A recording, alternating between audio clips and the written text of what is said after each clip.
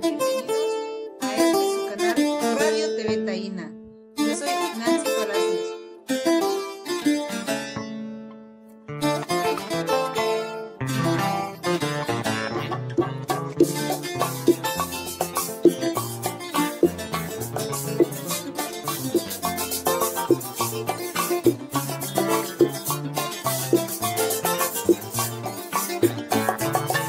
Lelo, lelo, la, y lo, la, y lelo, le, la, lelo, lelo, la, y lo, la, y lelo, le, la. Lelo, lelo, la, y lo, la, y lelo, le, la, lelo, lelo, la, y lo, la, y lelo, le, la. ¿Qué tal, queridos amigos de Radio TV Taína? Siempre es un gusto estar de nueva cuenta con todos ustedes. Soy Elda Carreño. Espero se encuentren muy bien.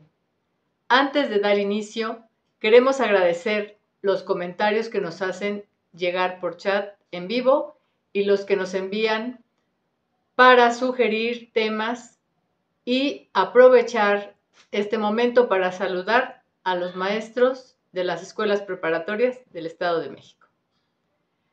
Para dar inicio a este nuevo programa, nos acompaña el profesor Ignacio Mendoza. Él es de Bolivia, sociólogo y jurista, con estudio de posgrado en la UNAM. Fue directivo de la Asamblea Constituyente que dio origen al actual Estado Plurinacional de Bolivia. Ejerce la docencia universitaria y ha publicado ensayos de análisis críticos de la realidad de su país y de América Latina. ¿Qué pasó en la primera vuelta de elecciones presidenciales en Bolivia? Deseo expresar un saludo muy sincero a Radio TV Taína y a los hermanos y hermanas de Puerto Rico, a toda la comunidad boricua, en su lucha incesante por obtener la independencia y el rescate de la soberanía de su querido pueblo hermano. Desde acá, desde el Estado Plurinacional de Bolivia, les mandamos este afectuoso saludo y congratulación por la lucha y la marcha que han realizado por la independencia de su país. Quiero referirme a las últimas elecciones en su primera vuelta, realizadas en Bolivia el pasado 17 de agosto. Pues decir que ese domingo se presentaron 9 candidaturas y se polarizó esta campaña electoral entre las corrientes neoliberales y las del sector progresista, que lamentablemente en esta coyuntura estuvo pues fracturado.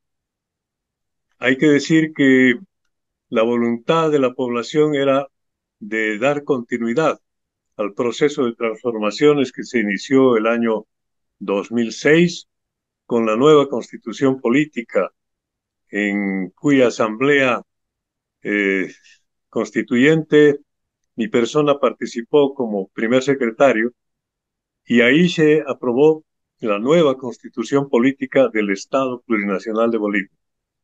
Hoy en día las corrientes regresivas neoliberales tratan de revertir este avance que supone la recuperación de los derechos de los trabajadores, de los pueblos indígenas, las naciones originarias, de las mujeres, de los jóvenes y el conjunto de aquellos que no están por una continuidad de un sistema de explotación y opresión.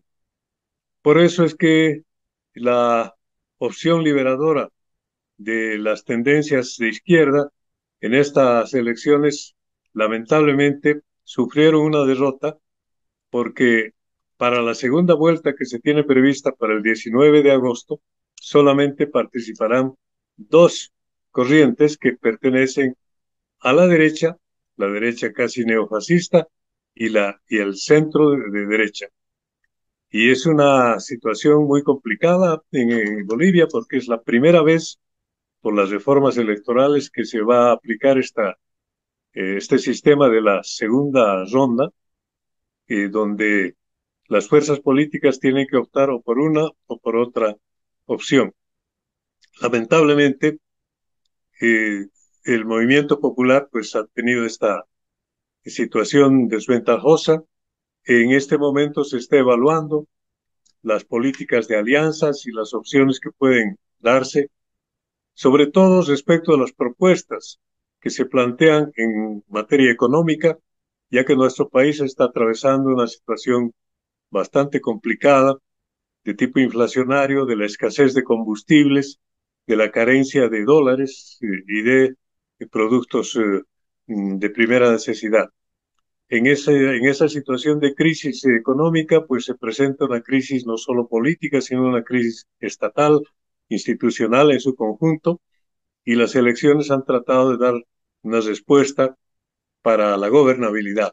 Ya se tiene elegida la Asamblea Legislativa, que aquí se llama plurinacional, compuesta por la Cámara de Diputados y la Cámara de Senadores, y ahí lamentablemente no se tiene un solo senador de las corrientes progresistas o de izquierda, y en la Cámara de Diputados de más de 136 miembros solamente hay una bancada muy reducida de 5 compañeros diputados. De manera que, redondeando, podemos hablar luego del papel del movimiento popular y sus perspectivas. ¿Y cuál es la perspectiva del movimiento popular en Bolivia? Quiero referirme pues enseguida también a esta situación de qué va a pasar con las organizaciones populares. No se pueden hacer pronósticos muy aventurados. Todo depende de la correlación de fuerzas, es decir, la capacidad de convocatoria que tenga, por un lado, la Central Obrera Boliviana, que es la entidad fundamental y le llamamos la organización matriz de la clase trabajadora, en cuanto a sus reivindicaciones que se expresan cada año en un pliego único nacional.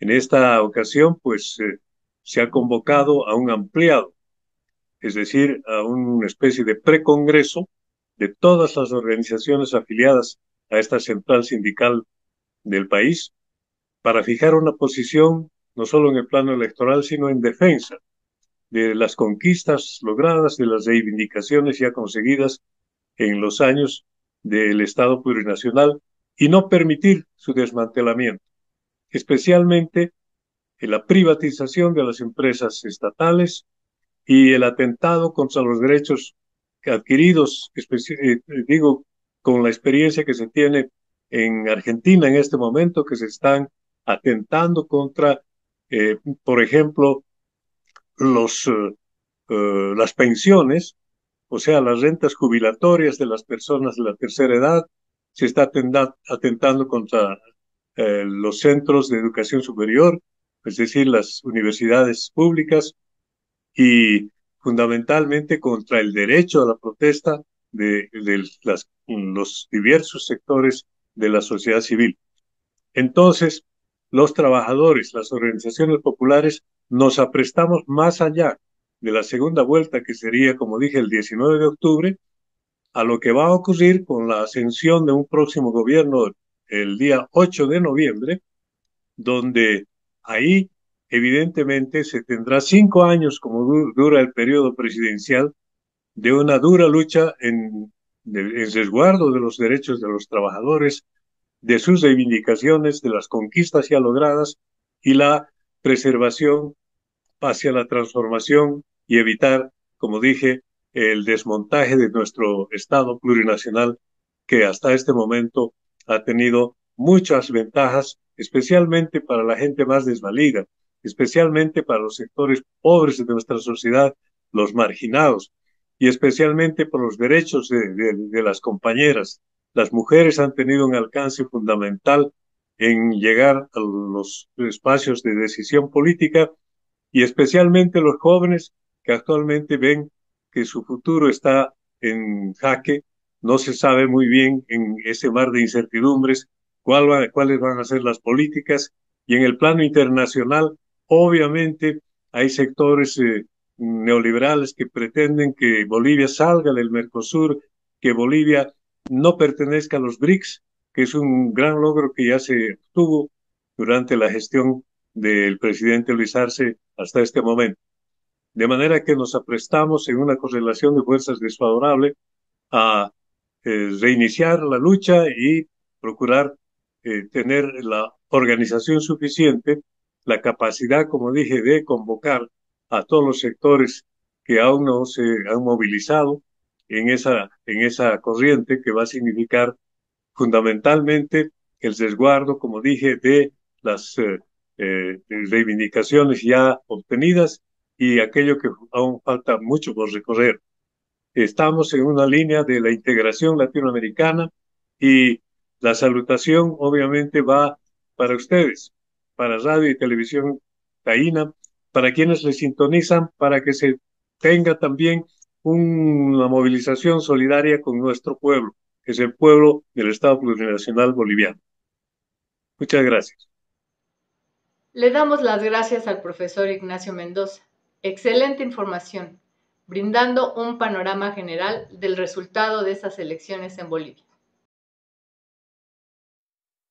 Honor eterno esos jovencillos que con valor se enfrentaron al invasor yanqui. El 28 de agosto de 1829 nació Agustín Melgar, uno de los llamados niños héroes, quien enfrentó con valor al invasor estadounidense en el castillo de Chapultepec y murió en combate a los 18 años. En su expediente se incorporó este relato de su muerte. Alumno Agustín Melgar, muerto a consecuencia de las heridas de bala y bayoneta recibidas por defender a la patria. Mientras el traidor de Antonio López de Santana retiró el ejército a Querétaro en vez de defender a la capital, en la ciudad mujeres y hombres valientes defendieron la patria y en Chapultepec esos jóvenes a los que nadie obligó enfrentaron hasta la muerte a los enemigos norteamericanos.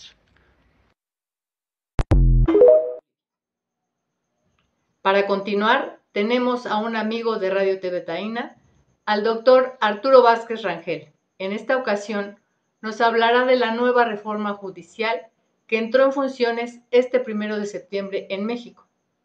Arturo Vázquez es doctor en educación, historiador, ex gran comendador del Supremo Consejo Masónico y analista político de México.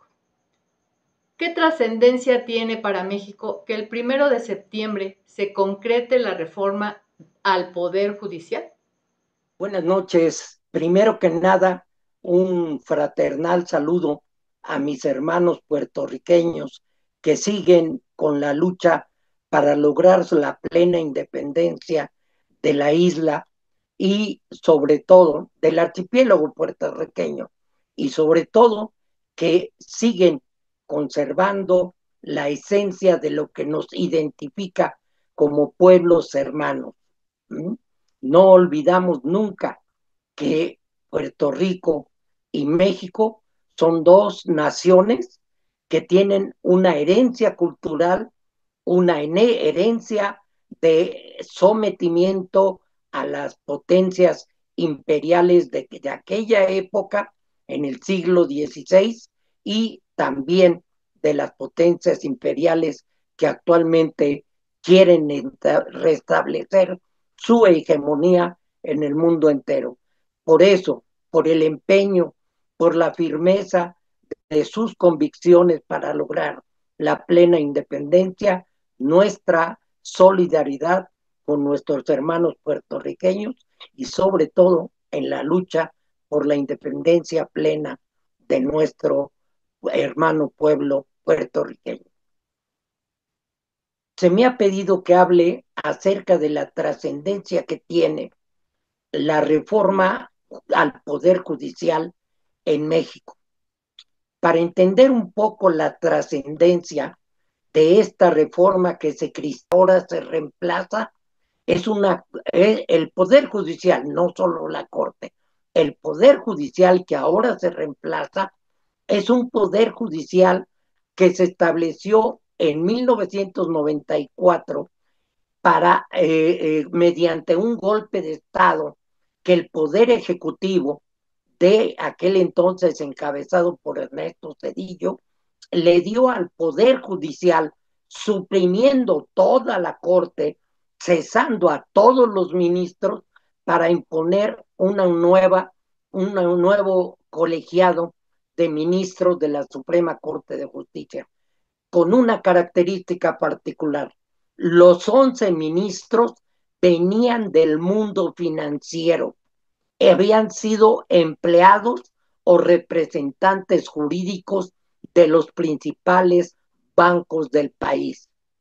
Todos ellos vinculados con el sector financiero, se estrenaron de una manera muy práctica o muy evidente de a quién estaban sirviendo. Una de sus primeras grandes decisiones fue aprobar el anatocismo, es decir, el cobro de intereses sobre intereses, que llevó a la ruina a miles de familias mexicanas. Entonces, ese es un primer ejemplo de a quién iban a servir estos. Ese poder judicial que ahora se sustituye estaba al servicio de la oligarquía. Todos eran empleados de los oligarcas, esos que se sentían hasta antes de 2018, se sentían los dueños del poder económico, del poder político, del poder judicial y sobre todo se sentían los dueños absolutos de México. A esos es a los que sirvió durante todo este periodo de 1995 en que se establece hasta 2025 en que es sustituido por un nuevo poder judicial electo democráticamente por el pueblo de México. ¿Qué se espera de los nuevos integrantes de los órganos del Poder Judicial? ¿Qué podemos esperar de los nuevos integrantes del Poder Judicial de la Federación? Yo creo, primero que nada, tenemos amplia confianza de que al haber sido electos por el pueblo, van a responder a los intereses de las grandes mayorías de nuestro pueblo. Pero hay una particularidad que queremos y que debemos destacar. En los 200 años de República Federal que tenemos en México, 3 indígenas han sido presidentes de la Suprema Corte de Justicia de la Nación. El primero, don Benito Juárez, que antes de ser presidente de la Suprema Corte de Justicia de la Nación, fue ministro de Justicia e Instrucción Pública, de acuerdo con la Constitución del 24. Pero cuando se aprueba la Constitución de 1857, resulta electo como presidente de la Suprema Corte de Justicia de la Nación, con lo que automáticamente, de acuerdo con la Constitución del 57, se convierte en vicepresidente de la República y sustituto de él en ausencia del jefe del Poder Ejecutivo. Por eso Juárez, siendo presidente de la Suprema Corte de Justicia de la Nación, cuando Ignacio Comonfort renuncia al cargo de presidente, Juárez asume el cargo de presidente de la República.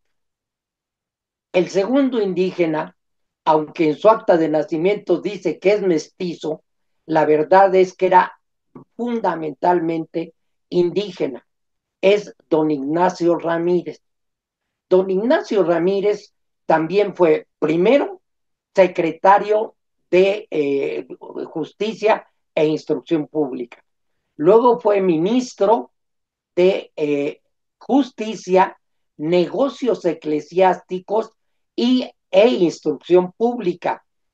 En este periodo es cuando se lleva a cabo la nacionalización de todos los bienes eclesiásticos y don Ignacio Ramírez es el encargado de ejecutarlo en su carácter de ministro de Justicia, Negocios Eclesiásticos e Instrucción Pública. Después, ya después del triunfo de la República sobre el imperio y la intervención francesa, se convierte en ministro de la Suprema Corte de Justicia de la Nación.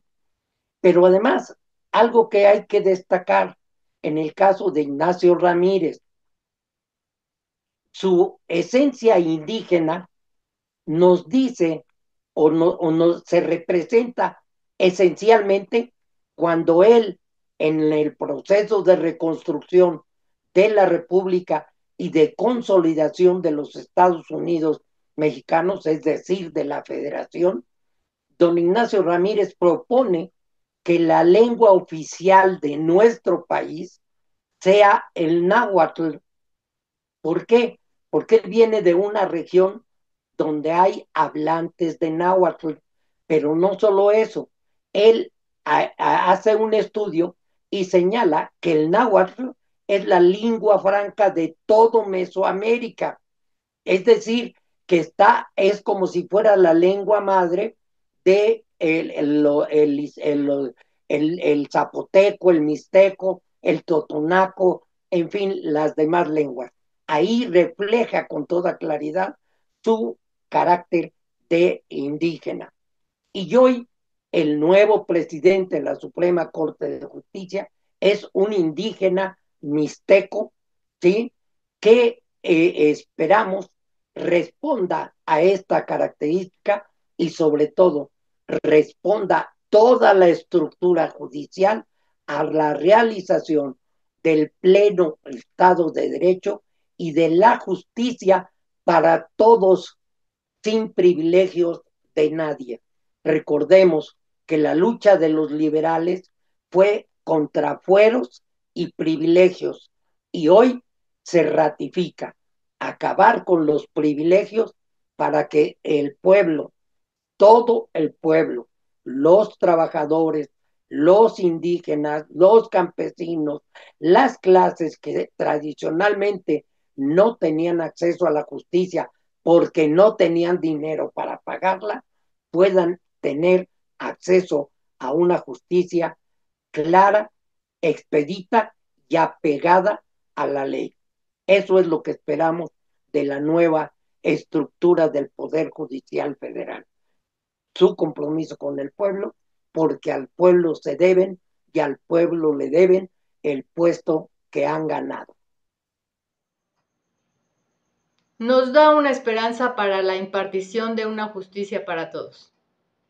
Le damos las gracias al doctor Arturo Vázquez. Para el segmento cultural, tendremos una plática con el cantautor Francisco Palacios. Sus temas transmiten sentimientos de tristeza y rebeldía, así como las inquietudes complejas de un mundo de efervescencia, al que este trovador le ha infundido el suave manto de la tradición popular y las formas musicales de otros pueblos de Latinoamérica. Conversará con nuestro compañero Enrique Caruqui.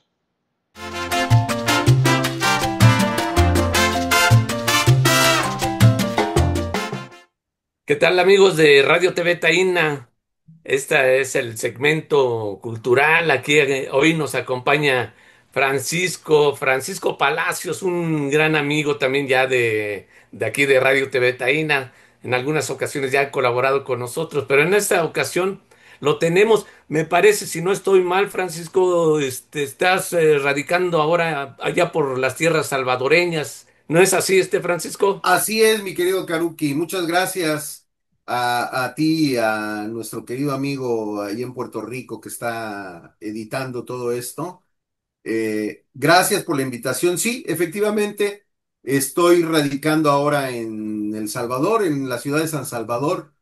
Eh, una historia larga, porque ahora resulta que estoy dando clases en una universidad acá. Además de la actividad de trovador, ¿no? Que esa no se me quita, esa maña no se me quita. Pero Obviamente continúas en la música, porque de eso vamos a hablar, Claro, claro, claro, claro. O Yo dije, sea, uy, ahora vamos a hablar de que está dando clase allá el Francisco, hombre, ¿qué onda? no, lo que pasa es que la carrera alterna a la música es la Ah, comunicación. Yo soy licenciado en sí, sí, sí, lo comunicación sé. también. Y entonces, pues hubo la oportunidad de venir a dar clases a dos universidades aquí en San Salvador. Y bueno, estamos en eso, ¿no? Estamos en Bueno, eso, pero la actividad musical sigue adelante, siempre, siempre es la prioridad. sí, Francisco, bueno, pues no te has presentado en forma, ni qué tipo de, qué género tocas, y ni saludos, Francisco, ¿qué pasó? Bueno, antes que otra cosa, yo soy Francisco Palacios, cantautor mexicano, con ya, ay, ya hasta me sentí viejo porque son 35 años, más de 35 años de trayectoria, andando por toda América Latina, cantando para foros de estudiantes, de trabajadores, de sindicatos, de toda la gente que de alguna manera, pues, piensa que con la palabra y con la canción podemos hacer un cambio, con la poesía, con todas las artes se puede hacer un cambio en la sociedad. Y entonces, más de 35 años, te digo, por toda América y 18 discos grabados que están todos en las plataformas de Spotify, de Deezer, de iTunes, o sea, todas las plataformas. Nada más teclean mi nombre y ahí me van a encontrar con toda mi música que la pueden escuchar de manera gratuita. Ahí está. Oye, Francisco, bueno, pues ya resumiste todo, hombre. Ya, de hecho, era que platicáramos, ya resumiste a dónde pueden seguirte la gente. Y yo creo que va a ser muy importante que sigan y tienen muchas opciones, ¿eh? Tienen una gran cantidad de material ahí, Francisco. Varios discos, bueno, es todo trabajo de composición, colaboraciones con otros grupos, con otros músicos, Francisco. Sí, fíjate que Te conozco muy productivo. esta carrera me ha dado la oportunidad de conocer a maravillosos músicos alternativos y de renombre y desconocidos, ¿no? Porque no nada más con la gente de renombre se junta uno, uno se junta con los compañeros con los que tiene complicidad, ¿no? Y algunos son muy reconocidos a nivel Latinoamérica y otros a nivel mundial. Pero hay otros que a nivel local, pues son muy amigos también y que tienen un trabajo de mucha valía. De eso se trata precisamente, de colaborar con todo mundo de manera solidaria, sin ánimo de lucro. Gracias a Discos Pentagrama es que todo el trabajo está ahí en la plataforma y gracias a muchos queridos amigos te puedo mencionar a muchísimos, no quisiera decir nombres porque si no vaya yo a omitir alguno y me sacaría de onda, ¿no? Y entonces la cosa es participar siempre dentro de la cultura latinoamericana. Sí, Francisco, fíjate que hay que decirle a la gente aquí de Radio TV Taína que tu trabajo siempre ha estado vinculado con los movimientos sociales, de apoyo a trabajadores, porque además tu trabajo de composición siempre está hablando de esos detalles, creando conciencia, Francisco. Y eso es importante incluso para nosotros como Radio TV Taína. Por eso es que te invitamos, Francisco. Por eso es que Muchas gracias, Taruki. eres de los Muchas gracias. privilegiados. Ah, no, hombre, muchas gracias. Fíjate que sí tienes razón. Se ha vinculado de manera fortuita, porque yo no lo planeé así, la verdad. La verdad es que yo empecé, te voy a platicar, en 1987 a cantar y 1987 en foros universitarios y sin querer fue durante una huelga que había en la UNAM en ese entonces, donde se formó el famoso Consejo Estudiantil Universitario del 87, diferente al del 68, que fue un movimiento muy fuerte en la Universidad Nacional Autónoma de México y pues fortuitamente, sin querer, me llevaban a cantar a todas las brigadas de huelga que había en las noches en la universidad. Y entonces, por eso es que me fui ligando a los movimientos, no porque yo haya decidido, pero además la canción que yo cantaba, pues no era la canción, yo cantaba a Óscar Chávez, que además fue mi gran maestro, mi querido amigo, cantaba a Óscar Chávez, cantaba a Silvio Rodríguez, a Pablo Milanés, a grandes cantautores que gracias a la fortuna de esta carrera los he conocido y las cosas son distintas, ¿no? Yo Sí. siempre los he admirado. Sin embargo, ya colaborar y ya conocerlos es una cuestión distinta. Entonces, sin querer me fui ligando a los movimientos sociales, pero fue una afortunada ligadura, diría yo, porque la verdad es que siempre la conciencia social la debemos de mantener todos los artistas, todos los Y eso artistas. es Francisco, eso es un principio Así y es. lo reconocemos en tu persona, Francisco. Por eso vamos a pedirle a nuestro público que escuchen un tema que, por cierto, el tema tú lo interpretas porque es la pieza se llama Ramona, es así, Ramona, déjame platicarte rápidamente, aunque ahí en el video se platica un poco, pero yo cuando le escuché esa canción a Roberto González, aquel de ¿Y con qué fin? Toda así es. esta dialéctica en la historia. Canciones maravillosas de aquel disco que se llamaba Sesiones con Emilia, que era Jaime López, Roberto González y Emilia, hicieron un maravilloso disco. Ahí venían grandes éxitos de Roberto como La Soga, El Huerto, en fin, yo lo admiraba mucho. Cuando lo conocí, por ahí de los años noventas, nos hicimos compañeros, amigos, seguimos compartiendo, aunque no nos veíamos tan frecuentemente. Pero el día que yo le escuché la canción de Ramona, que es un trabajo que hizo sobre las mujeres en la historia de México, el día que yo le escuché la canción que hizo a Ramona, le dije, maestro, déjame cantarla porque yo tengo, o sea, yo conocí a Ramona también, yo trabajé también con el Ejército Zapatista de Liberación Nacional, haciendo grabaciones allá en la Selva Lacandona de grupos eh, derivados de los combatientes con los que formaban un disco y esas grabaciones daban fondos desde Europa para poder construir una escuela, la escuela de Oventic. Y de hecho, participamos también en el disco de Todos por Chiapas, perdón, con Daniel Biglietti, Oscar Chávez, Santiago Feliú, o sea, un montón de personalidades, los nacos, mis queridos nacos, que siempre los recuerdo.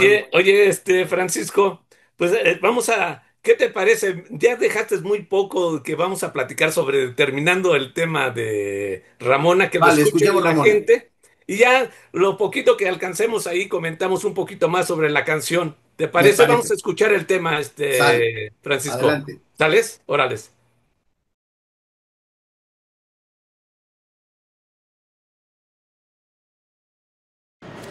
Hay una muy importante para mí porque esta canción no es mía, esta canción es de un compositor maravilloso que ya trascendió allá en México, de un género que allá le llamaron rupestre. Y esa canción, cuando yo se la escuché, le dije, maestro, porque éramos amigos además, le digo, maestro, déjame cantar tu canción. Le digo, tengo una anécdota maravillosa que contar alrededor de ella. No les voy a contar la historia porque es muy larga, pero lo único que puedo decirles es que cuando yo conocí a este personaje del que habla la canción, fue impresionante para mí, porque nunca me imaginé, primero nunca me imaginé vivir una guerrilla en mi país, y segundo, nunca me imaginé conocer a una mujer comandante. Ella era Ramona, del Ejército Zapatista de Liberación Nacional, y yo sé que ustedes también tienen muchos personajes relacionados con la historia de la mujer. La mujer ha sido importantísima en las luchas sociales, importantísima. Ha sido casi el motor, si no es que ha sido el motor. Así que aplauso para las mujeres revolucionarias. Delicado corazón del corazón de la gente.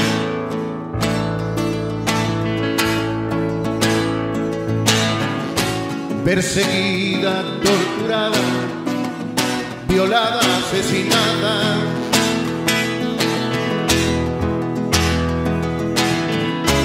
Has tomado valientemente el riesgo.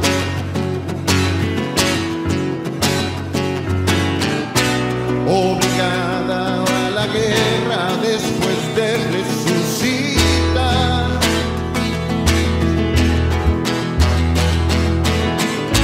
Alma hermana de India, Maya universal.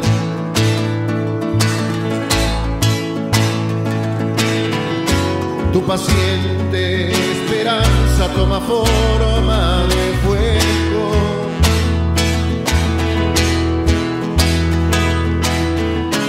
Has sabido guardar la memoria de los muertos.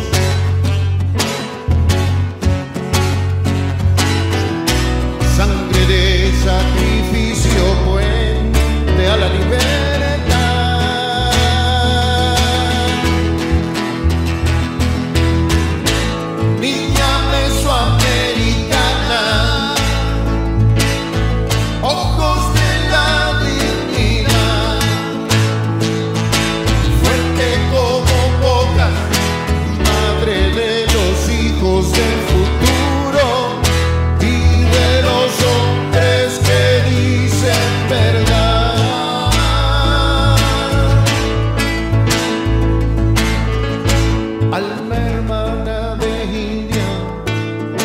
Maya universal.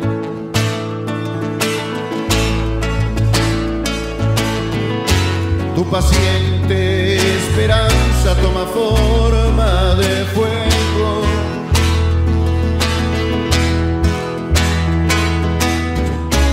Has sabido guardar la memoria de los muertos.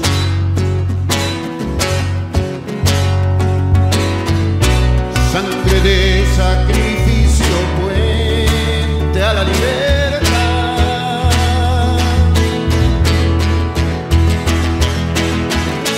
Niña mesoamericana, ojos de la dignidad,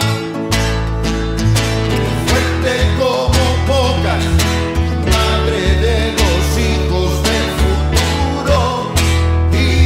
Los hombres que dicen verdad.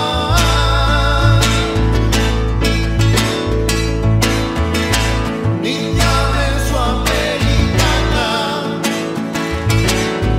ojos de la dignidad, fuerte como pocas, madre de los hijos del futuro y de los hombres que dicen verdad.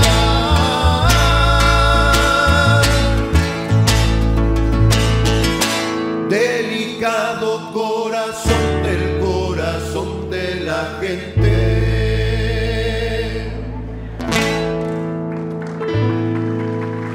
Ramona.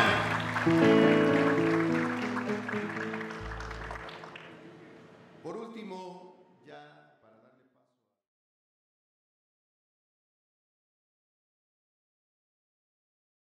Ahí está el tema de Ramona, es interpretado obviamente aquí por nuestro buen amigo Francisco y otros compañeros que ahorita nos dirás quién es otro Francisco y el compañero, el otro no lo ubico yo, pero Ahorita te digo quién ¿quiénes es. eran quién te Mira, acompañaron? de mi lado, si lo veo en la pantalla, de mi lado izquierdo, estaba Francisco Saucedo, un cantautor mexicano importante, que ojalá que algún día inviten también ahí a Radio Taína, Radio y TV Taína.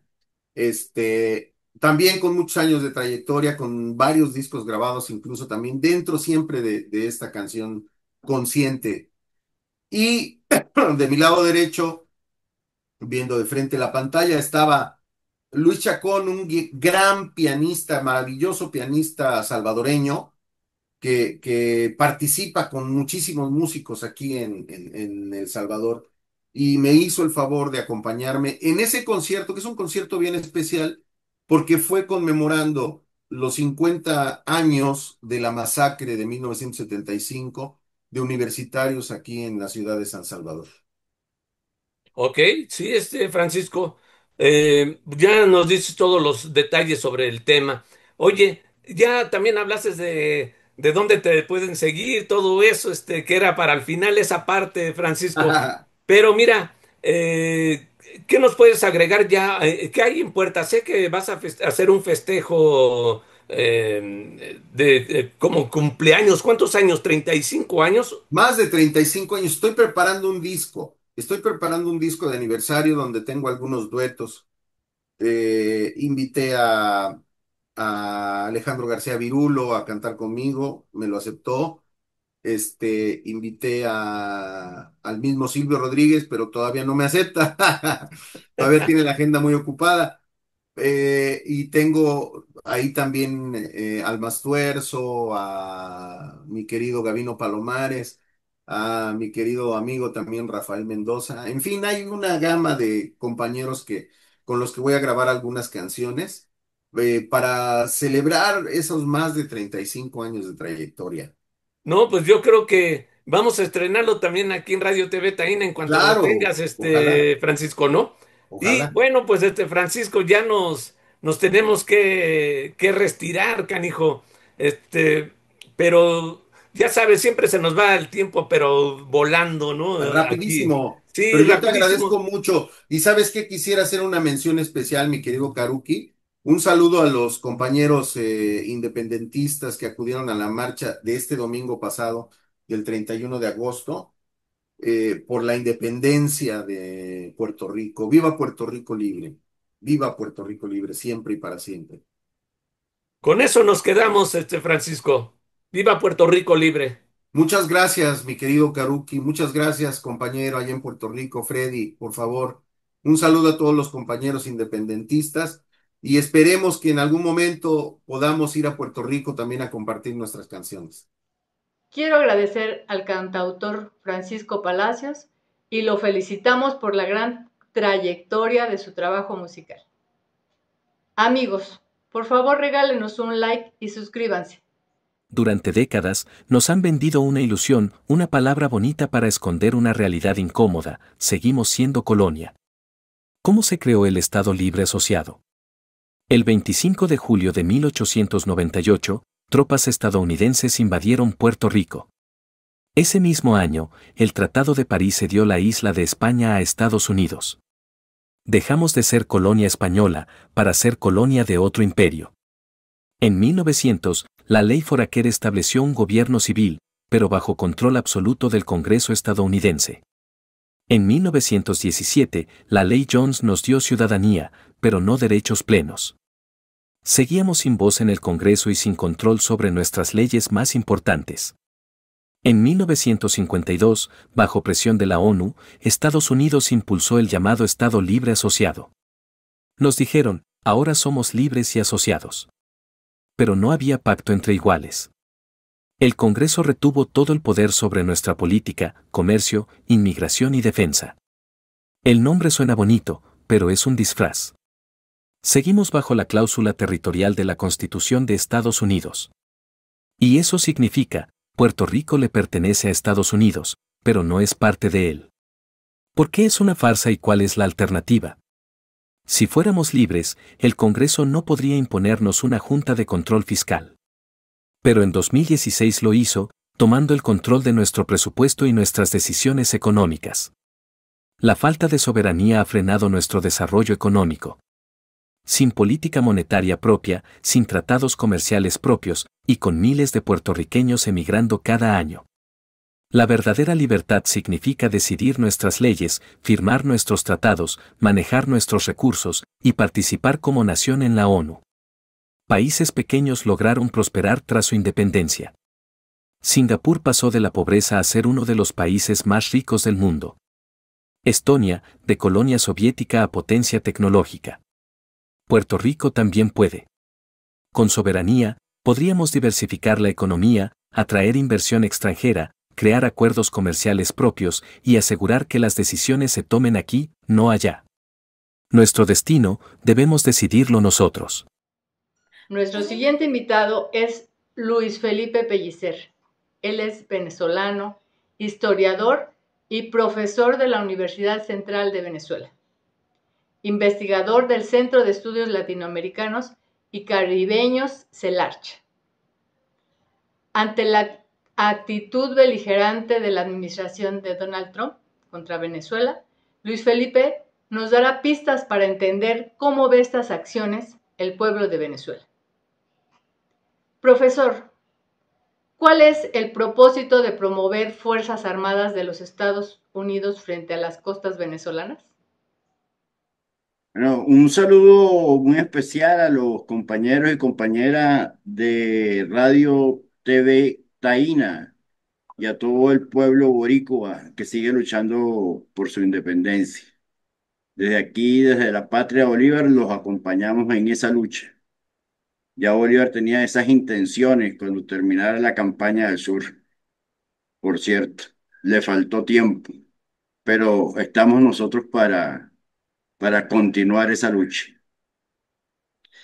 Mira, yo creo que hay una arremetida, sobre todo es una arremetida de eso que están llamando la guerra cognitiva, la guerra híbrida hacia Venezuela, donde este movimiento que está haciendo Estados Unidos de tropas hacia el Mar Caribe tiene la intención de causar sobre todo desasosiego en la población eh, venezolana principalmente, pero indiscutiblemente que cualquier intento injerencista y sobre todo injerencista militar, de invasión militar hacia Venezuela, es una invasión contra todo el continente suramericano, caribeño, es decir, con lo que Martí denominó Nuestra América, ¿verdad? Eh, en todo caso, ciertamente está enmarcada, como digo, en esta guerra multiforme, eh, y no es una cosa, primero que no es una cosa extraña, no es una cosa inédita, y lo estoy diciendo no solamente por todas las invasiones y todas las injerencias e incursiones militares que ha tenido Estados Unidos en nuestra América, que ha habido muchas. Lo digo también porque en el caso especial de Venezuela, antes, digamos, en estos 25 años de Revolución Bolivariana, Estados Unidos ha movido tropas también, sobre todo estos últimos años del gobierno del presidente Nicolás Maduro, movió tropas para bloquear el paso de, de cargueros que traían alimentos a Venezuela. Antes también, con el comandante Chávez, movió tropas a Estados Unidos con todas las intenciones y con, digamos, la amenaza permanente de invadir, hacer una invasión, una incursión militar en territorio venezolano. Pero es, como digo, una artimaña más del imperio que creemos que no se va a atrever a tanto y de todas maneras no nos damos por confiados porque bastante loco hay allá y bastante patriota hay aquí. Y por tanto, el pueblo venezolano ya tiene desde tiempos del comandante Chávez reuniéndose en lo que hemos llamado aquí la milicia bolivariana, que es el entrenamiento que la gente hace por cuenta propia, por voluntad propia, lo digamos los civiles. Ahorita tenemos cerca de 5.000 milicianos, eso es sin contar con la Fuerza Armada completa venezolana, que tienen entrenamiento militar de manera como les digo, autónoma, independiente, decidida, pues, ¿no? Y esta ha hecho un llamado a reforzar esto en estos últimos días el presidente Nicolás Maduro y tuvimos el fin de semana 2 días de reunión del pueblo venezolano en todas las plazas Bolívar del país, dando una demostración sobre todo de voluntad y de soberanía, también inscribiéndose nuevamente en las milicias, de manera que vamos a crecer. Pero esto es un efecto, esto es un efecto que trata de desmoralizar al pueblo. No estamos dispuestos a tragarnos ese anzuelo del imperio. Donald Trump califica de estados terroristas y pretende justificar sus intervenciones en Latinoamérica. Bueno, el imperio norteamericano, fíjate que el imperio norteamericano estuvo durante mucho tiempo distraído de lo que él llama su patio trasero, es decir, de Latinoamérica, metiéndose en cuanto a guerra, guerrita había en el Medio Oriente y en todos lados por allá, y abandonó ese espacio que para ellos geopolíticamente es el espacio natural de su injerencia, de su intervención y supuestamente de su supremacía desde tiempos de Monroe, cuando dijo América para los americanos, que no significaba que era que íbamos a compartir todo el territorio americano, sino que se lo iban a coger lo que ellos dicen que son americanos, porque se creen que son los únicos que son americanos. Americanos somos todos, aunque todos somos de Abya Yala, que es lo que más nos importa ser de Abya Yala. Siempre he encontrado excusas los gobiernos norteamericanos, el Deep State, los poderosos del mundo, porque esto no es un asunto nada más de Trump. Trump es el monigote de la partida de bandas narcotraficantes verdaderas que hay en los Estados Unidos. Siempre he encontrado una excusa para la intervención, para la injerencia. Entonces, primero era porque no, porque tenían armas nucleares o porque podían tener algún arma nuclear o armas de destrucción masiva o por la democracia. Entonces, eso lo hicieron con Saddam Hussein, con Gaddafi. No han podido hacerlo con Cuba, fíjate tú. Lo intentaron y no han podido hacerlo. Y entonces ahora quieren poner en esa lista no solamente de terrorismo, porque no es un asunto de terrorismo, ahora de narcotráfico. Entonces, como narcotraficantes y acusan al gobierno venezolano y sobre todo al presidente Nicolás Maduro, a quien le ponen una recompensa a su cabeza de unos $50.000 por un puñado de dólares, pues como dice la película, acusándolo de narcotraficante y que nosotros tenemos un cartel de los soles aquí en Venezuela que es más potente que el de Sinaloa, que el de Guadalajara, que el de Medellín, que el de Cali. Yo digo que deben estar de todos esos carteles y todos los muertos mafiosos de los Estados Unidos, desde Al Capone hasta Lucky Luciano, deben estar realmente molestísimos porque están deshonrándole su prestigio histórico de mafioso, nombrando a un supuesto cartel de los soles en Venezuela, que son una gente que en su vida ha traficado ni siquiera con un tabaco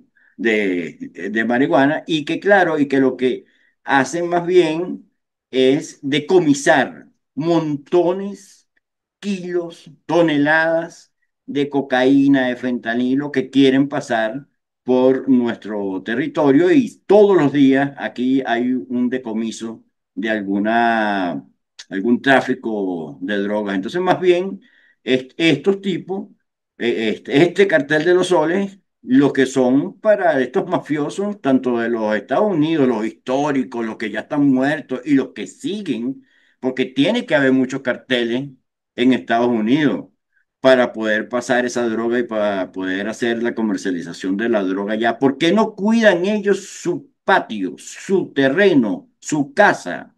¿Por qué no evitan que pase la droga para los Estados Unidos desde su propio territorio?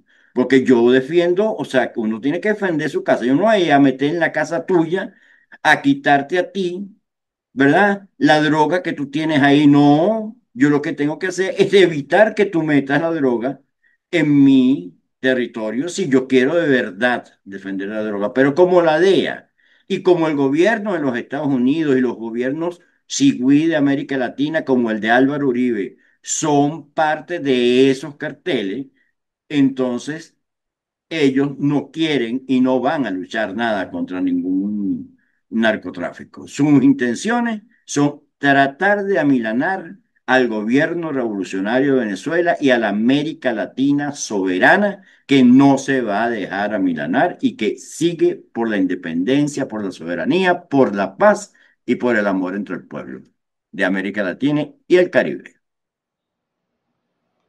Muchas gracias a Luis Felipe Pellicer, esperando una nueva contribución. Y muchas gracias a todos los que nos han acompañado en el chat en vivo. También agradecer en la producción técnica y edición a Freddy Vadillo. En la producción ejecutiva a Juan Antonio Papo Castillo y Ramón O'Neill postmortem. Y a Enrique Caruqui. Doctora Angélica Dueñas, de Colombia, doctora Amelia del Castillo, de Perú, profesor Ignacio Mendoza, de Bolivia, y profesor Raúl Pérez, de México. Por favor, compartan nuestro programa, síganos en nuestras redes sociales, recuerden suscribirse y regalarnos un like. Esto fue Radio TV Taína.